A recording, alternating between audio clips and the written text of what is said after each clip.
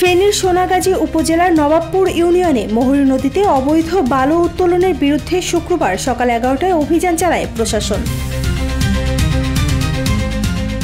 উপজেলা নির্বাহী কর্মকর্তা ও নির্বাহী ম্যাজিস্ট্রেট রিগান চাকমার নেতৃত্বে পরিচালিত এই অভিযানে পুলিশ ও আনসার সদস্যরা অংশ নেন। এ সময় প্রায় 60,000 CFT বালু এবং 2টি ড্রেজার মেশিন জব্দ করা হয়, তবে কাউকে আটক করা যায়নি। ইউএনও জানান, অবৈধ বালু উত্তোলন নদীর প্রবাহ, পরিবেশ ও কৃষি জমির ক্ষতির কারণ। এর জন্য নিয়মিত অভিযান চালানো হচ্ছে এবং আইনগত ব্যবস্থা নেওয়া হবে। স্থানীয়রা জানান, দীর্ঘদিন ধরে প্রভাবশালী মহল ড্রেজার দিয়ে বালু উত্তোলন করছিল।